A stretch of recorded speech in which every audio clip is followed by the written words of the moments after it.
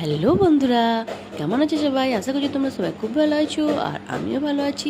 আবার একটা নতুন ভিডিও তোমাদের সামনে নিয়ে চলে এলাম। এখন কিছু আমার জন্য নাইটি দেখছি, সামনের দিকে বোতাম দেওয়া।